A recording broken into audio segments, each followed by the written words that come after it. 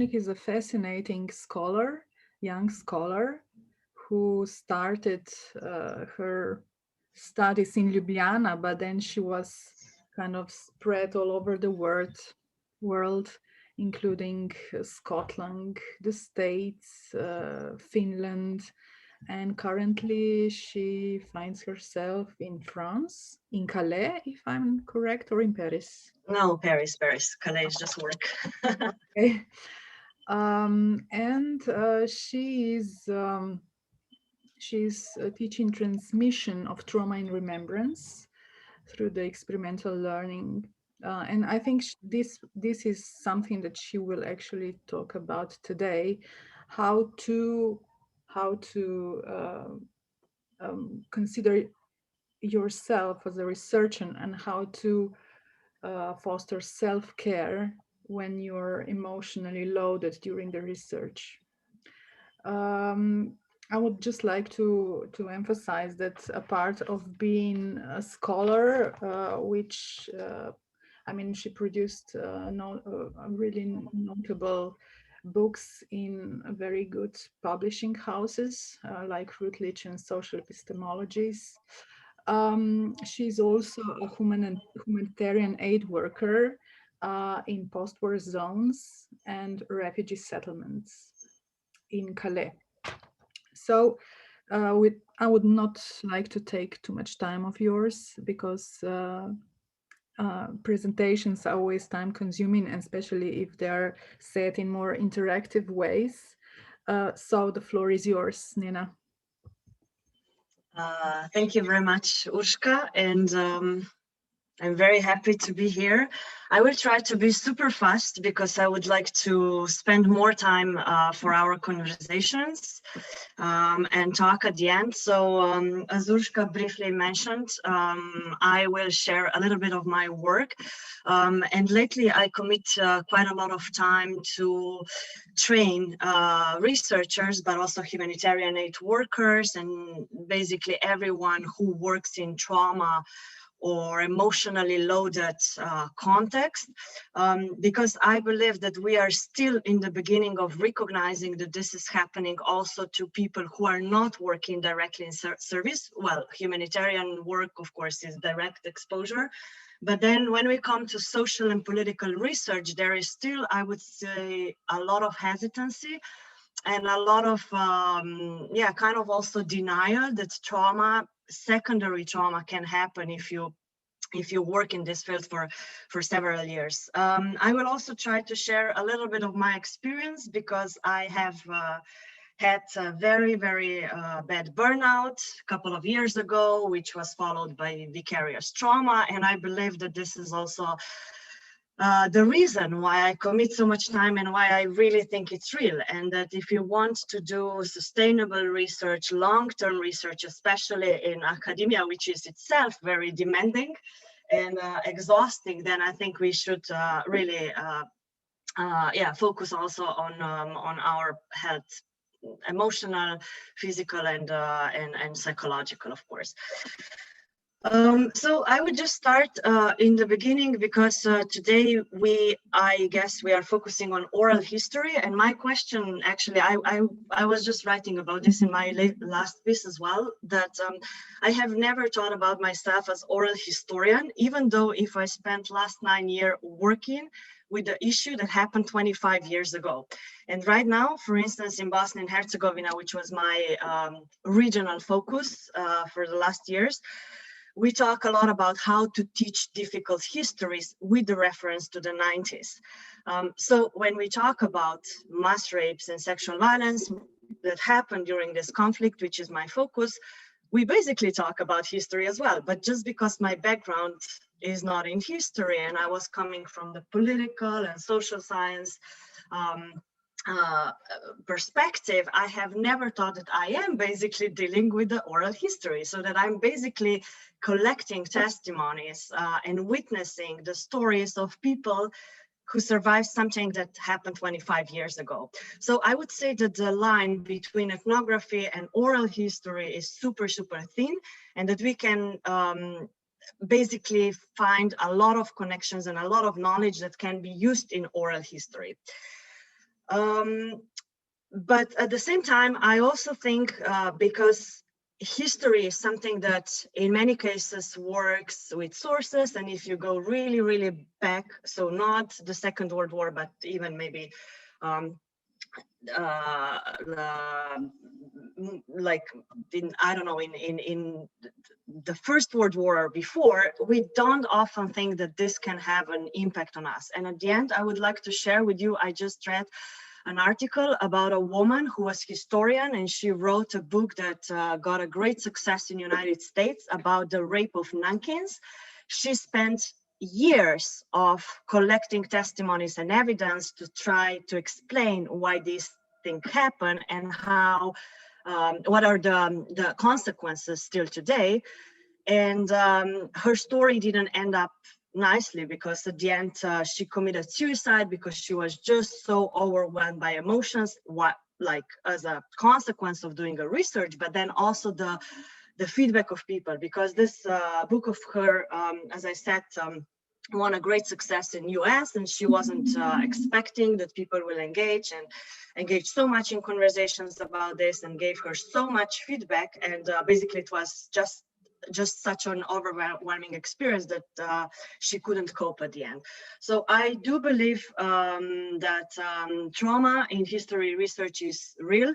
Lately, I conduct a lot of interviews with history professors around Europe, and who are mostly focusing on the Second World War and Holocaust education. And trauma transmission is happening also in the classroom. So because today we have lots of people who have traumatic family histories, and with the memory studies coming more into front, I think we also give much more space for the family histories, and also to spark our own curiosity, how our families survived, let's say, Second World War. I'm talking about Second World War because this is really something that connects most of the Europe. But of course, there is also other atrocities. My focus is just on Europe here. Then another thing why I also emphasize it's important to talk about trauma among researchers is because I do believe that we still have this traditional perspective on research, where we should be objective, where we should collect evidence, where we should provide some of the critical reflection on the topic, but there is still not enough voice for us as researchers. But we are holistic people as well, bringing into our research also our own story, our own experiences, our own connection to the field and to the topic. I also believe there is a reason why we research certain topics, why we are in the certain field. So I think there is still this huge denial that we definitely have our own interpretation, our own perspective, and I think we should be more honest and more direct about this. So for instance, in my last book, I committed quite a lot of space to elaborate the idea of my own voice, because in my research, I heard so many times that I am so much centered on the researcher's experience, and that we should just give voices to our research participants, which we obviously are giving through our research, but of course we are giving this voice through our own voice.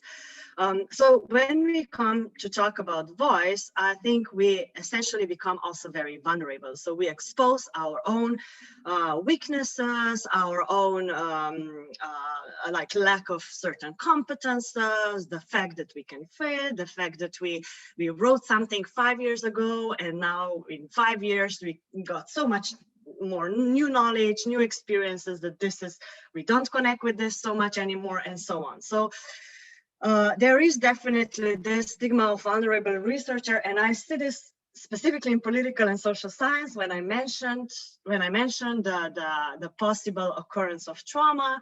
Lots of researchers, particularly male, would react that this is not the field that we are dealing with, because we are providing science, we are providing facts, we are providing knowledge, and trauma is something emotional, is something psychological, something that is in the domain of psychology and mental health, which is something different than science. So I do think this still exists, and that we need to kind of destigmatize this and work on this. And then the third point is, I would say, my very personal problem with the very idea of psychology as such, therapy. One part of my background is also in applied psychology. I could do counseling. I have the the official like the certification for this. I've never done it because I have so many problems with this idea, and this is also, I think, the reason why a lot of people is very hesitant, because of the bad experience with the therapy as such, especially the concept that we know in the West, with the so-called toxic positivity, self-help, and kind of a new ageism of self-care, which is very often banalized into, you know, candles and baths and walkings in the forest, and just acknowledging, you know, how grateful we are for every day. I think with the pandemic, we could really see increase of this. It's perfect. I would say it's a great start, but there is much, much more to self-care as this, and we will come to this at the end of this workshop. And then there is another thing that's of course, it's very real as well. This is mostly career-related burnout. I will not be talking about this today, but I think it's often connected.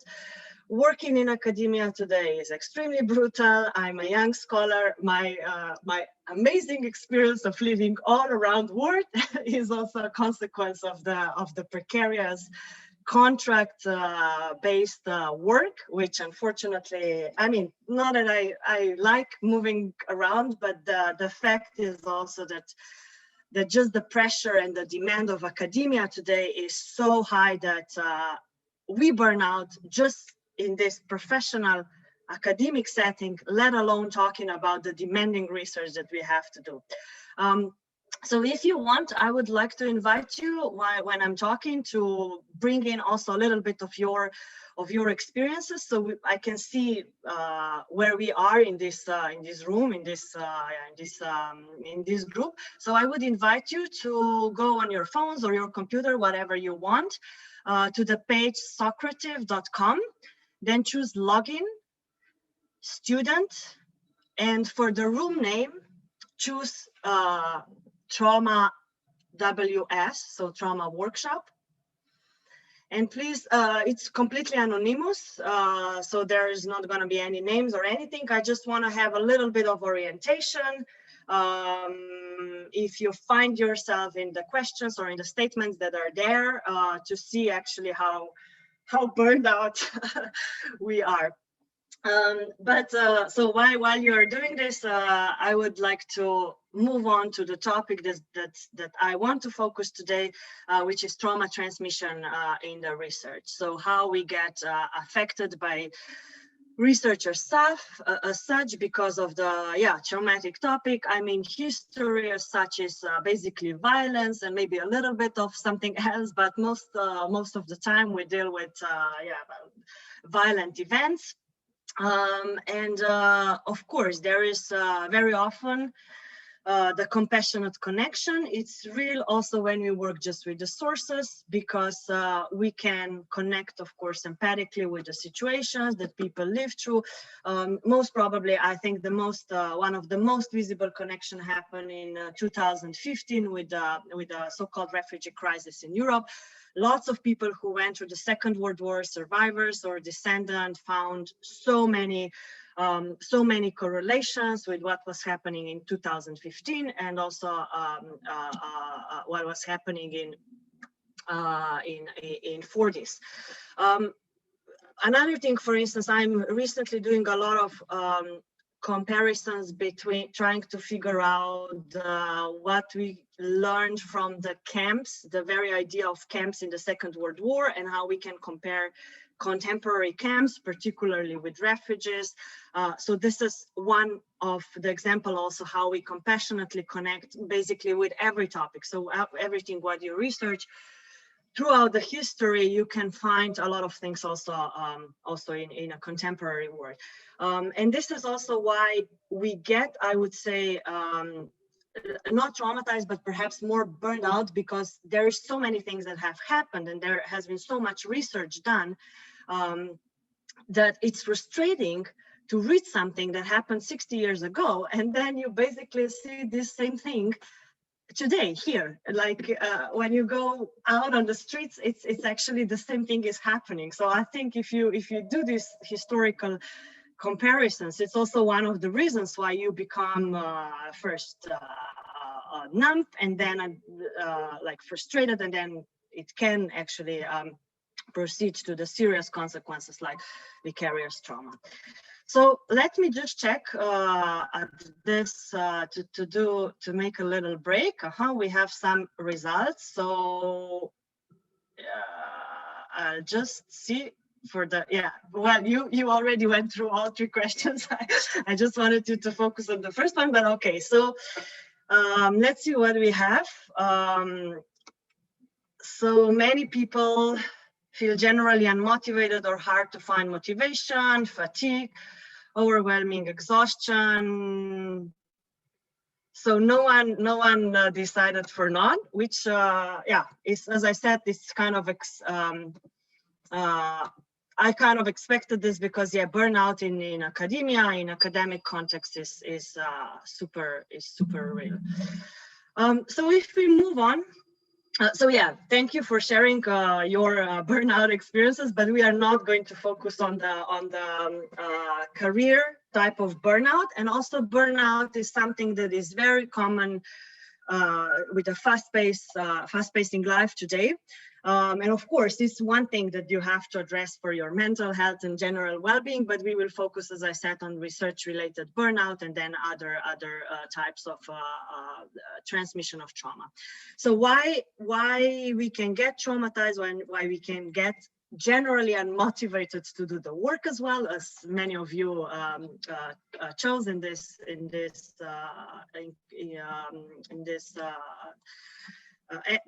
activity, is because we are doing something that is physically, emotionally, cognitively, and spiritually very challenging.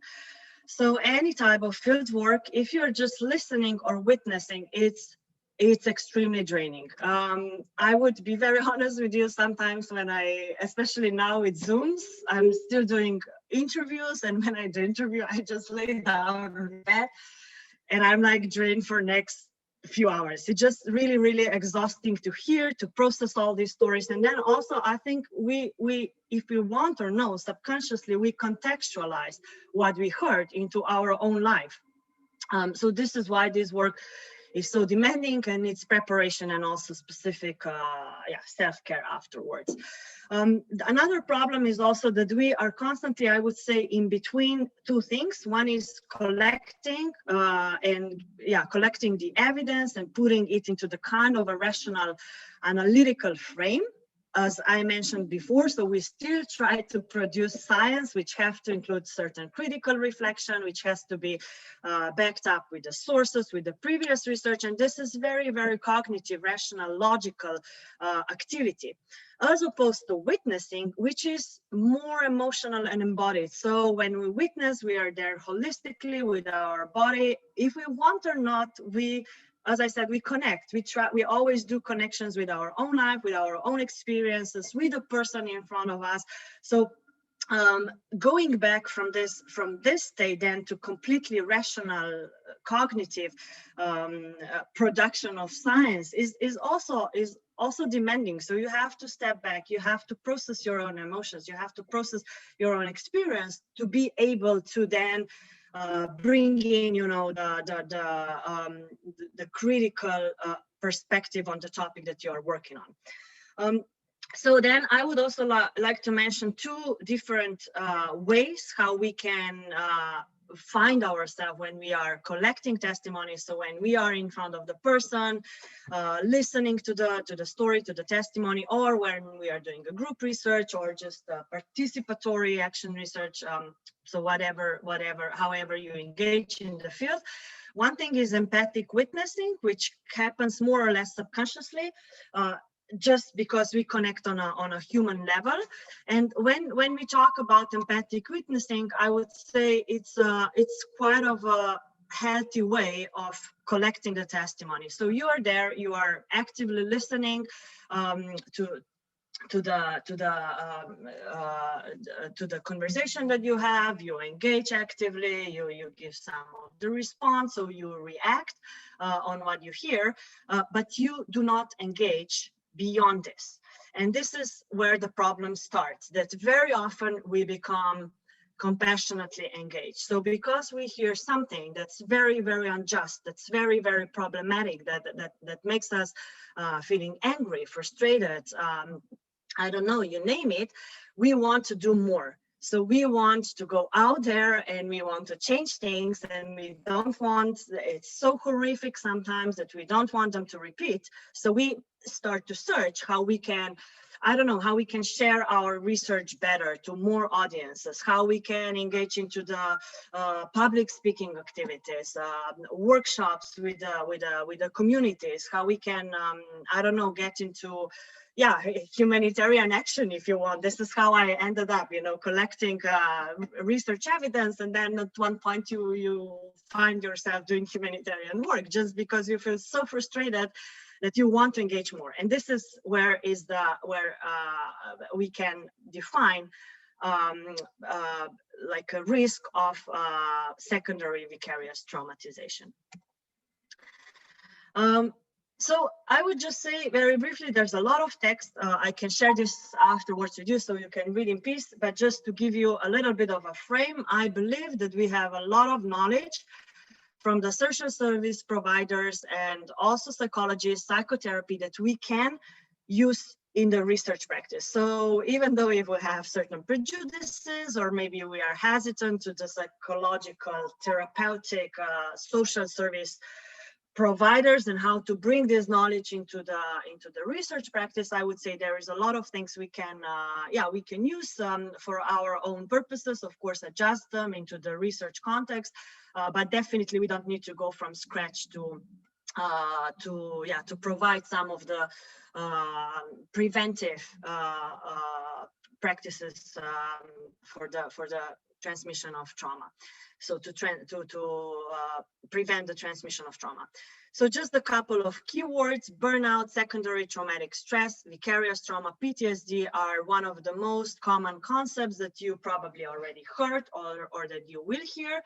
I just put all those here because I think that very often those concepts are getting kind of intertwined or mixed. So it's not the same thing. Definitely vicarious trauma and secondary traumatic stress are much, much more serious and work in the long term than burnout. So burnout, of course, burnout also depends when you realize that you are burnout. It can also take years, but secondary traumatic stress and vicarious trauma are basically really something that can stay with you also for life and can really impact your relationships, your beliefs, the way of life that you have, and so on and so forth. Just to give you a very brief example that I experienced in Calais very recently. So we have lots of young people now who dropped out of the higher education. And decided to volunteer during these pandemic times. They come completely unprepared, of course, young, with a lot of ambition, with a lot of motivation and enthusiasm to change the situation. They are deeply, deeply affected by what they experience there. And because of the lack of the training, I can totally see this transition from a young, extremely motivated, enthusiastic person going into the secondary traumatic stress and burnout because they would not stop working. So they would go out to deliver aid during the night. They would connect with people through social media. They would be always available for the conversation, and it's nice. It goes on for 2 weeks. It's exciting as well. You feel that especially in these pandemic times when a lot of us lost our lost the sense of life, it gives you like, okay, I'm useful, I can help. But after 3-4 months you can see that people become completely useless because it cannot go on. It's not sustainable. So if you had a chance to maybe read through very briefly through these concepts, I will again check what you put on the in our little inquiry here, to see if we also have people who experience this. Okay, wow, never. So it's a presence, experiencing feelings or of anger, rage, sadness. Yes, difficulties to engage everyday lives, feeling privileged and guilty. Yeah, this is one of the most common thing, I would say. But there is the thing, if we give off everything, and this is what I'm trying to say when I train these young people for the humanitarian work, if we give off everything, if we go and sleep together with refugees in the jungle, we will not change situation. Situation is much, much more complex. So is the history. So there really has to be a limit. Yeah, a lot of reflection on our own privilege and guilt. Loss of hope, pessimism, cynicism, keeping yourself busy and overloaded by work, over-identification with the story, hurt or the teller's identity and social context. Yes. Well, I'm glad you shared this. Thank you very much. I really appreciate. If you want, you can maybe say more later. But yeah, it's as we can see, these feelings are here, and these feelings are already could be defined as secondary traumatic stress, sometimes vicarious trauma. So if we go on, if we do work for 9, 10, 15 years, we spend our entire career, maybe we don't even notice, you know, that this happens because we just learn to live with this and we don't know how our life would be actually outside of this work. So why social service providers have generated knowledge that we can use? Just a little bit more on this topic. So they defined very well types and levels of exposure. So the duration and intensity and how it can have impact on us. And also defining the state of mental health of the researcher pre or the research, because sometimes we enter our research when we already have so many troubles in our own life. I don't know, you have to secure your academic position, you have to publish, you have to write extensively, you have your problems in your private life, you don't have a partner, family members, friends who would support you. So we already have all these issues that can impact our mental health. And then we also go to the field work, to do the demanding field work. So this is also something we can take from the practice of social service providers, because they have lots of tools and ways how we can measure how ready, how well prepared mentally, physically, and psychologically we are to basically go on the field and not to be harmed. And then recognition and identification of the symptoms. So here I have also a lot of questions when it comes to this. Of course, lots of symptoms can be recognized because they are repeating from one person to another. I don't know, isolation, anxiety, dissociation, depression. We mentioned some of them also where you in this Socrative tool. Sleep disturbance, sense of confusion, helplessness, and so on and so forth. But of course, with every person, there is also some other symptoms. My symptom that I had was extremely awkward. In my first years, when I was also a teaching assistant and already doing this, the research work for, I think, 2 or 3 years, every time when I was talking about this topic, I was making hysterical, cynical jokes on this. And I remember one occasion when I was teaching in Canada, one of the students came to me at the end of the lecture, and she asked me, how can someone laugh so hysterically at such a horrific topic that I was talking about?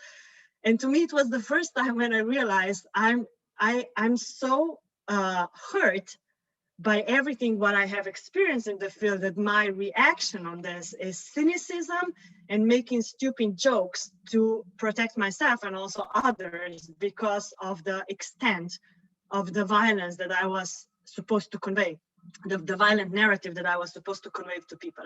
So this is one of the symptoms. And humor, laughing, I don't know, then also excessive abuse of substances, excessive sex, partying, all these things can be symptoms that we don't recognize at first, and we can start connect them also afterwards to the field.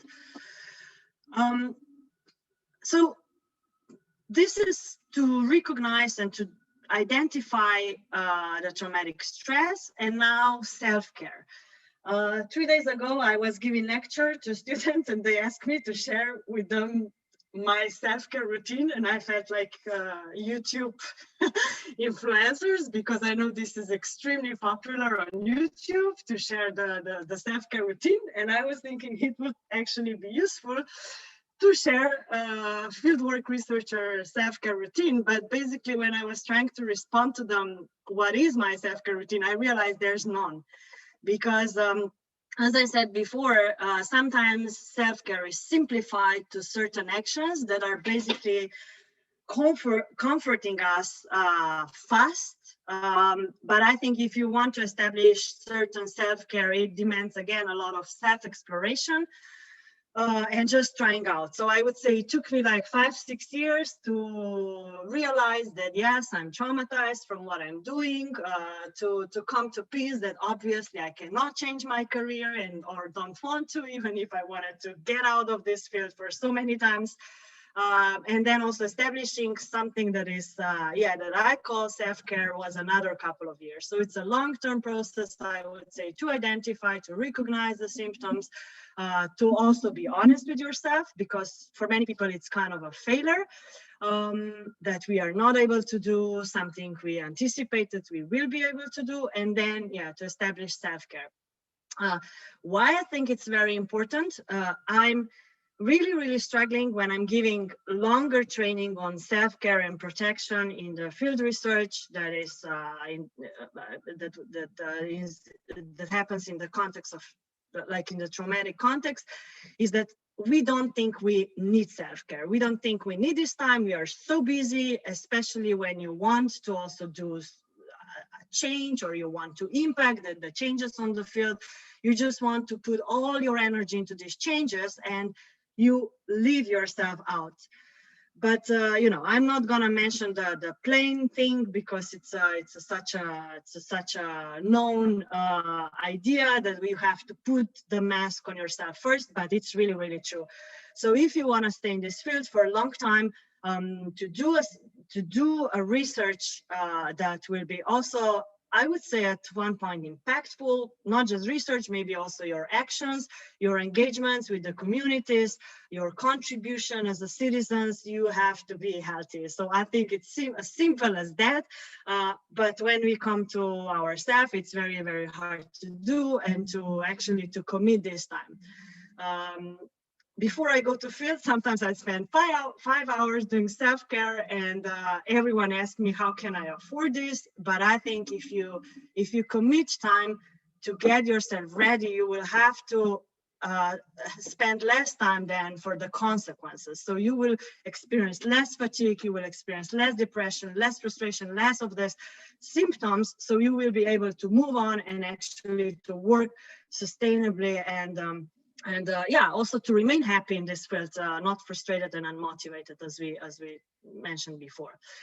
And one thing I would also like to really mention is that institutional protection. So now we have very powerful code of ethics when it comes to research participants. It's very strict, which I think it's okay, and it's important to know how we work with people, not to do any harm. But at the same time, you have no code of ethics for the health of the researchers. So I think we need to work on the institutional changes to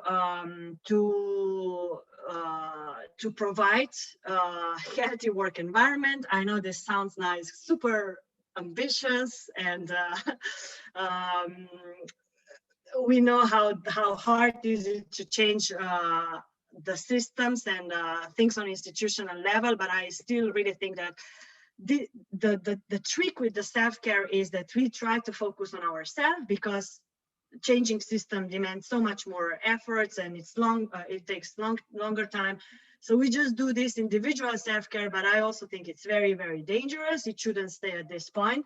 We should really also work on the institutional change and make ourselves aware that this work is demanding. So we need to reconsider the workload, the work environment, group support, training, supervision. And for instance, with the history professors that I've been talking lately, I mentioned in the beginning of this talk, many of people said, if we would just have a support group among each other, so if we would just be able to share with each other what to do and what we experience and what we feel, this would be already a first step. And I also think we don't need social workers, psychologists, professional supervision from therapists. Of course, when you get to the extreme end of the vicarious trauma, you will most probably not need also professional medical help.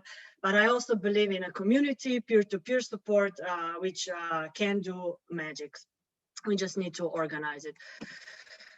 So here is a little bit of self-care ideas. As I said before, there is no one formula. I think the answer is in like self-exploration and trying to find out what works for you. There is a couple of things. I will also go back to the Socrative to see what you wrote, what are your ideas. But this is really, I mean, the list goes on. For instance, I tried a lot of these things in the beginning. I tried bubbly baths and candles as well. It didn't work. One thing that really works for me is this. So in 2015, I did a performance. How it started, I was going to the therapy sessions. It didn't help for more than a year. Nothing changed. It just went.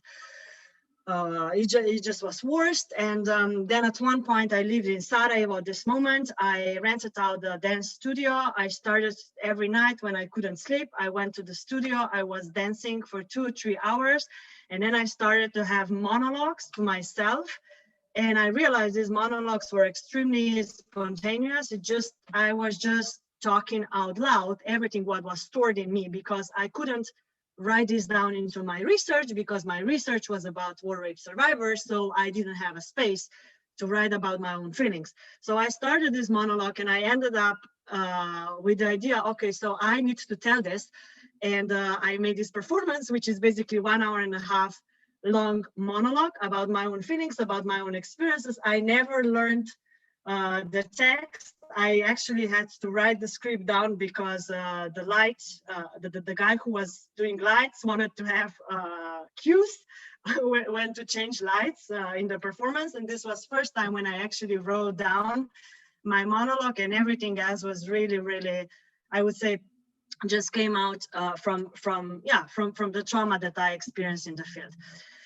So that's it. I would stop here. I think I'm over time. I would just like to really see your answers on the last question to see the ideas that you gave here, you shared, and maybe this can be also the start of Q&A. So combine work and active break, holistically engage in every day, mentally, manually venting, laughter, crying, physical activity, expressing your concern, taking time for yourself, putting your health first, share experience with a colleague who work in the same field. Yeah, we mentioned this.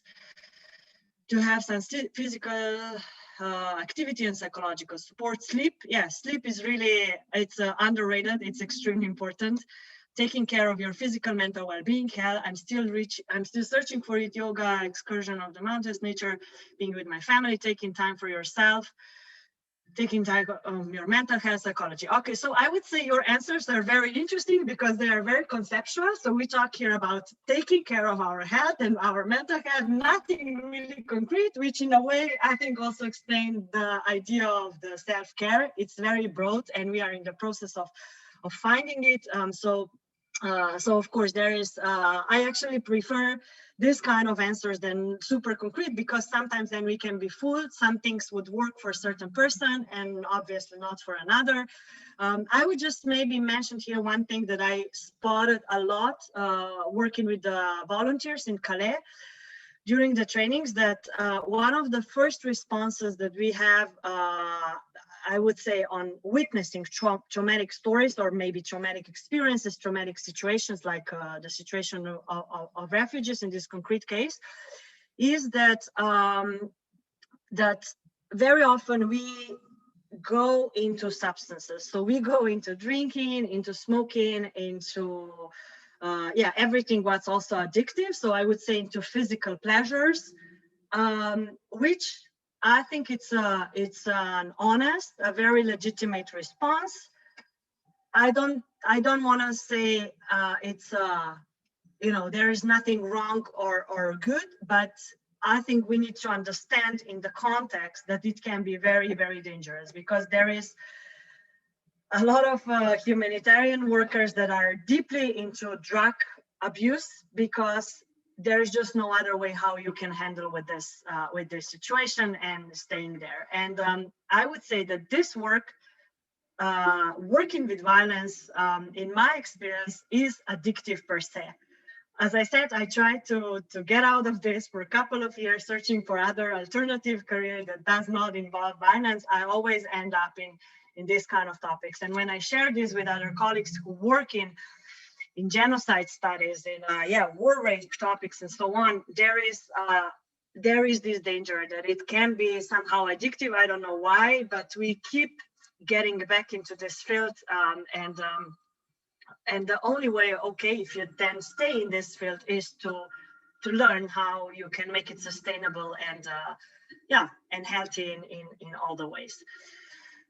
So I'm gonna stop here. It's not 20 minutes. I hope we still can have some time to talk. But if you wanna go on with questions, I think we should do it. Thank you, Nena, for this, really exhausting and exhausted presentation. Exhausting in terms of recollection of my burnout that I had a couple of years ago when doing a research on Italian fascist camps. It was a minor one, though, because I'm very sensitive and I react very quickly. But it was just obvious in the sense that I was overly sensitive, that I was having nightmares, and at the same time I also felt that I'm doing a great thing, that it's valuable. And I cannot agree with you more that we should pay attention to our self-care, even more if we're doing with violence, with accounts of violence or with witnessing violence. So I suggest, we have predicted that you would be a little bit longer, because I recall you as a very talkative person. So I suggest that we have 10 minutes of dedicated to the questions, and then we have 10 minutes of break before Robert jumps in. Okay, if you agree. Is there anyone who would add or comment or expose any point about Nena's speech? Just about being talkative, I was really trying to be intense and to provide input, because I'm really interested actually more to talk about this, because I also think it's very, very wide topic. So I think the best how we can work on doing our own self-care and protection is really to share as much as we can of our own experiences, and also to just like what you said, Urshka, you said like, oh, it wasn't, I was in fascist camps and it wasn't such a bad experience in comparison to other. I really think there is no hierarchy to this, because it's also incredible how and in what ways we connect. So I will be very honest with you. When I was doing this research with the survivors of sexual violence, so I'm lucky enough to not have this experience. I mean, obviously we get assaults on everyday basis, but not such a horrific experience as these women. So I felt, wow, I have a great background, because I have no connection and I can be really objective. I can be really critical in most of that. So I will not experience any pain, because lots of people who are doing this research have their own experience. And this is also the reason why they want to do research, to obviously provide knowledge that can lead to changes.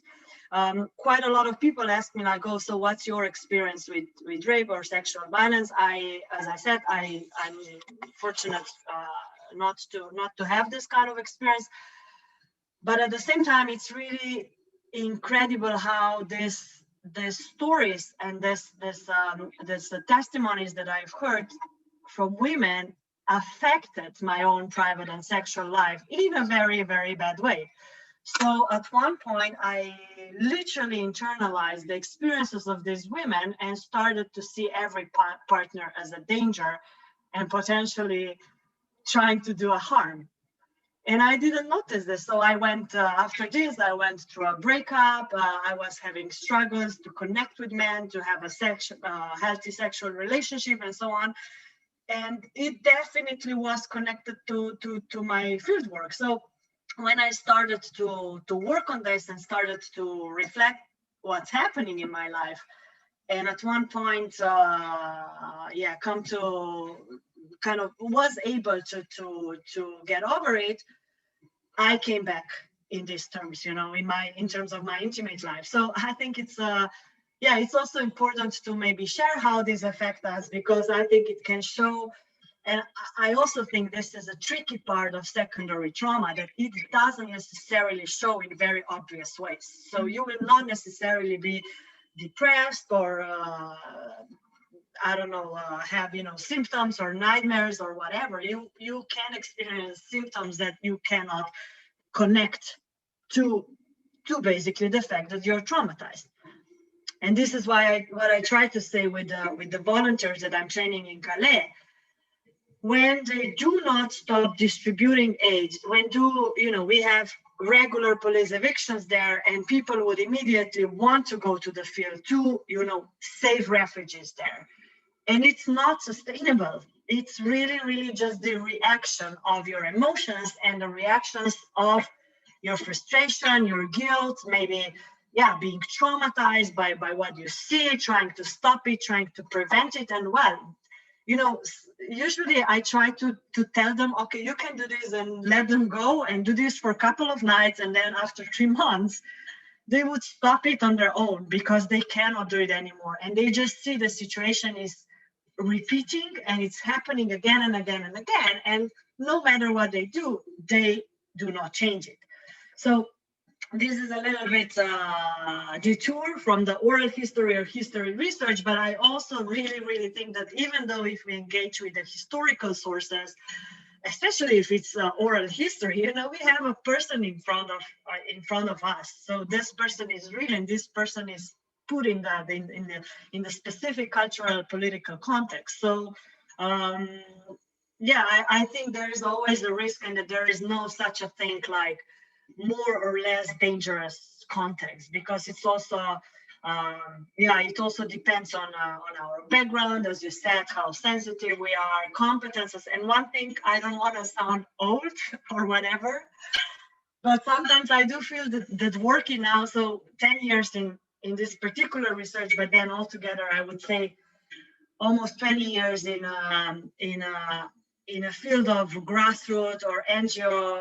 humanitarian community work, really made me see certain things. And I had to go my own way to experience this, and to also be harmed, to actually see now, okay, this is not healthy. I need to stop here. And then there's this another problem, that once we say, like, I'm not gonna do this because it's dangerous and it's gonna harm me, there could be a social pressure. There could be a pressure from other people. We have to do this. You have to do this. Are you honestly working on this, or you are working on this just when you feel comfortable? And I think it's a very thin line, you know, it's not about comfort. Sometimes it's really about danger. Again, we had this situation just recently in Paris with a lot of evictions. Police was extremely, extremely violent towards everyone, researchers, journalists, humanitarian workers, volunteers. And I said, I'm not gonna do this. It's dangerous. And my boss said, well, are you doing this research or not? And I was like, yeah, I am, but it's dangerous. I don't want to be beaten up. So this was this situation when it felt, obviously, you are not fully committed to the cause. So you are just, you know, for what reason are you working on this? And I think it's not true because, yeah, I didn't want to be in this or other way violated at this spot. So, and yeah, and I think you can do this once you've gone through certain phases, and I didn't even felt guilt. Afterwards, I just felt, okay, I still want to work on this field, but when it's too dangerous, we are not gonna changing anything. And we also, if we put ourselves in danger, then, you know, what's left? I think there is a question in chat. No, just a comment. We have time for one short question. Is there anyone?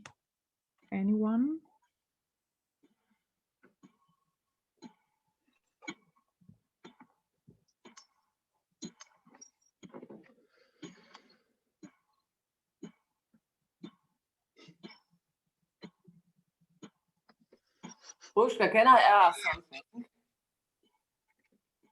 Yeah, hi, Elena. Okay. Go ahead. Sorry. Yeah.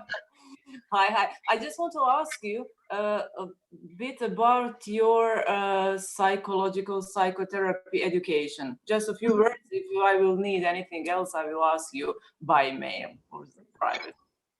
Yeah, so I've been, my background is in social and political science, but I've also done an applied psychology diploma and certificate in counseling. Why? Because I felt that I had at one point a lot of practical experiences, but I didn't have knowledge, and I had a lot of prejudices against this field without enough knowledge. So this is the reason why I decided to do diploma.